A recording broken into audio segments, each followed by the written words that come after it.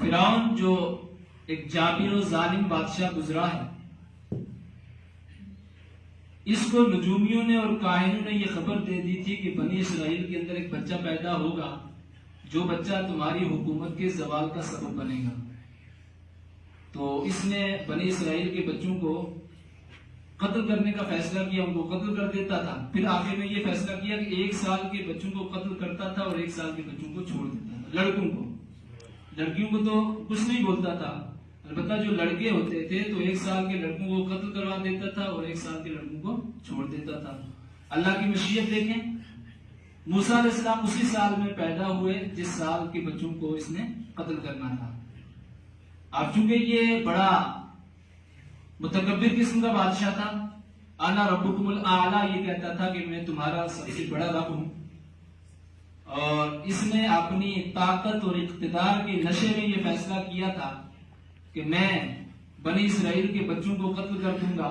اللہ تبارک و تعالیٰ کی مشیت دیکھیں کہ اللہ تبارک و تعالیٰ نے اسی سال میں موسیٰ علیہ السلام کو پیدا فرمایا جس سال کے بچوں کو اس نے قتل کرنا تھا، اور فرعون سے موسیٰ علیہ السلام کی پرورش بھی کرائی۔ جو قتل کرنا چاہتا تھا اسی سے پرورش کرائی، اور پھر اس کے بعد میں جو ہے موسیٰ علیہ السلام نے اس سے مقابلہ کیا۔ خیر وہ تفصیل سے آپ قرآن میں پڑھ بھی سکتے ہیں، میں اجمالاً اختصاراً آپ کے سامنے رکھتا ہوں۔ حضرت موسیٰ علیہ السلام کی والدہ کو اللہ تبارک و تعالیٰ نے الہام فرمایا، خواب کے ذریعے یا فرشتے کے ذریعے یا ان کے دل میں یہ بات ڈالی۔ جب فرعون کا یہ فیصلہ آ گیا کہ بنی اسرائیل کے 1 سال کے بچوں کو قتل کرنا ہے، تو موسیٰ علیہ السلام کی والدہ کو اللہ تبارک و تعالیٰ نے الہام کیا کہ تم اس کو دودھ پلاؤ، اور جب تمہیں خوف ہو، تمہیں ڈر ہو کہ اس کا سراغ فرعونیوں کو لگ گیا ہے اور فرعون ان کو قتل کروانا چاہتا ہے یا قتل کرنا چاہتا ہے، تو اس کے بعد تم ان کو سمندر میں ڈال دینا، دریائے نیل میں ڈال دینا۔ جب موسیٰ علیہ السلام پیدا ہوئے تو تقریباً 3 مہینے تک موسیٰ علیہ السلام کی پیدائش کا علم صرف ان کی والدہ کو اور موسیٰ علیہ السلام کی ایک بہن تھی حضرت مریم ان کا نام تھا، ان کو تھا، ان کے علاوہ کسی کو موسیٰ علیہ السلام کی پیدائش کا علم نہیں تھا۔ اور موسیٰ علیہ السلام اپنی والدہ کی گود میں جب تک رہے تو شور شرابہ جس طریقے سے بچے کرتے ہیں شیر خارجی کے عالم میں، وہ آواز وغیرہ نہیں نکالتے تھے، بالکل خاموش ساکن رہتے تھے، والدہ کا دودھ پیتے تھے، تو کسی کو پتہ بھی نہیں چل پایا۔ البتہ 3 مہینے کے بعد میں کچھ بغل کے لوگوں کو، پڑوسیوں کو سراغ لگ گیا کہ ان کے ہاں بچہ پیدا ہوا ہے۔ اب موسیٰ علیہ السلام کی والدہ کو یہ خوف ہوا کہ یہ فرعون کو شکایت کر دیں گے اور فرعون ان کو قتل کر ڈالے گا۔ تو چونکہ اللہ کی طرف سے الہام ہو چکا تھا کہ جب تمہیں خوف ہو کہ فرعون ان کو قتل کرے گا تو تم ان کو دریائے نیل میں ڈال دینا۔ ایک مقصد چھوٹا سا پہلے سے تیار کر کے رکھا ہوا تھا اسی مقصد کے لیے۔ تو موسیٰ علیہ السلام کی والدہ نے موسیٰ علیہ السلام کو اس بکسے میں رکھا اور اس کو بالکل پیک کر دیا، سیل کر دیا۔ تو پیک کرنے کے بعد میں رات کو لے کر کے دریائے نیل میں ڈال دیا، اور اپنی بیٹی جو موسیٰ علیہ السلام کی بہن تھی حضرت مریم، ان کو پیچھے لگا دیا کہ تم جانا دیکھنا یہ بکسا کس طرف جائے گا، یہ صندوق کس طرف جائے گا، اس کو کون اٹھائے گا۔ تو وہ چلی گئی، ساتھ میں دیکھتی رہی۔ تو دریائے نیل جو تھا، دریائے نیل سے کچھ نہریں اگل بغل میں نکالی گئی تھی۔ ایک نہر جو ہے فرعون کے محل کی طرف جاتی تھی۔ اللہ کی مشیت دیکھیں، موسیٰ علیہ السلام دریائے نیل میں جب ڈالے گئے اس کے بعد اسی نہر میں گئے جو فرعون کے محل کی طرف جاتی ہے۔ پہنچتے پہنچتے فرعون کے محل کے قریب پہنچ گئے تو ادھر جو ہے ان کی بہن بھی ساتھ ساتھ میں گئی، وہ سراغ لگاتی رہی کہ کہاں تک پہنچے ہیں۔ تو جب اٹھایا تو بکسے کو کھولا گیا، فرعون نے دیکھا، فرعون کو یقین ہو گیا کہ جو مجھے خبر دی گئی ہے، نجومیوں نے جو پیشن گوئی کی ہے کہ بنی اسرائیل کا جو بچہ تمہاری حکومت کو ختم کرے گا وہ بچہ یہی ہے۔ البتہ فرعون کی بیوی بڑی نیک تھی، حضرت آسیہ رضی اللہ تعالیٰ عنہ، بڑی متقیہ پرہیزگار ولیہ تھی۔ انہوں نے کہا کہ فرعون سے کہا نہیں، یہ بچہ وہ نہیں ہے جو تمہاری حکومت کے زوال کا سبب بنے گا، یہ بڑا پیارا بچہ ہے، ہم اس کو اپنا بچہ بنا لیتے ہیں، یہ ہمیں نفع دے گا، فائدہ دے گا، اور یہ بچہ دیکھنے میں سال بھر سے زیادہ کا لگتا ہے، اس لیے تم اس کو قتل مت کرواؤ۔ تم نے تو اس سال کے بچوں کو قتل کرنے کا فیصلہ کیا ہے، یہ تو سال بھر سے زیادہ کا لگتا ہے دیکھنے میں۔ تو بہرحال فرعون کی بیوی آسیہ کی بات ان کی سمجھ میں آ گئی تو قتل کرنے سے وہ باز رہے۔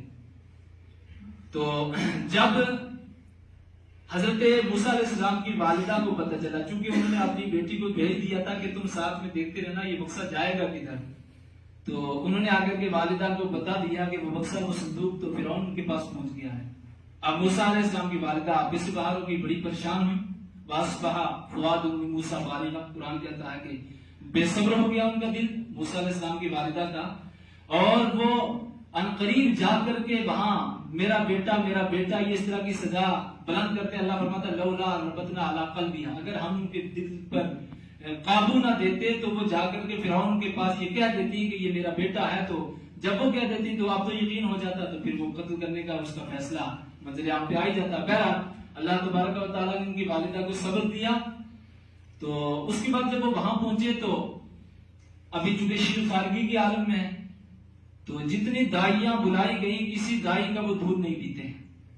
موسیٰ علیہ السلام کسی عورت کی چھاتی کو نہیں پکڑتے ہیں، دودھ نہیں پیتے ہیں۔ تو دائیاں جتنی مصر کی تھی، بڑے بڑے گھرانوں کی سب اکٹھی کی گئی۔ جب انہوں نے کسی کا دودھ نہیں پیا تو ان کو خوف ہوا کہ کہیں ایسا نہ ہو کہ یہ بچہ ضائع ہو جائے۔ تو حضرت موسیٰ علیہ السلام کی بہن جو ساتھ میں گئی تھی اس بکسے کے، تو وہ بھی دائیوں کے ساتھ وہاں پہنچ گئے۔ انہوں نے جا کر کے کہا کہ ایک گھر ہے اسی مصر میں، اس گھر کے لوگوں کی میں نشاندہی کرتی ہوں، تو اس گھر کی عورتیں جو ہیں، اس گھر میں کچھ ایسی پاک صاف ستھری عورتیں ہیں جو ان کو دودھ پلا سکتی ہیں۔ انہوں نے کہا ٹھیک ہے، بلا کر لائیں۔ تو موسیٰ علیہ السلام کی یہ بہن آئی، والدہ سے کہا کہ آپ کو بلایا جا رہا ہے، وہ کسی کا دودھ نہیں پی رہے ہیں، آپ چلیں۔ تو جب موسیٰ علیہ السلام کی والدہ وہاں گئی تو فرعون نے اس وقت موسیٰ علیہ السلام کو گود میں اٹھایا ہوا تھا، بہلا رہا تھا، اور اس سے پہلے وہ کافی مطلب رو رہے تھے، بلک رہے تھے۔ جو ہی والدہ پہنچی ایک دم وہ ساکن ہو گئی، قرار آ گیا، ان کو چین سکون مل گیا، اور والدہ کو جب دیا تو فوراً وہ دودھ پینے لگے۔ اب فرعون نے پوچھا آپ اس کی کیا لگتی ہیں؟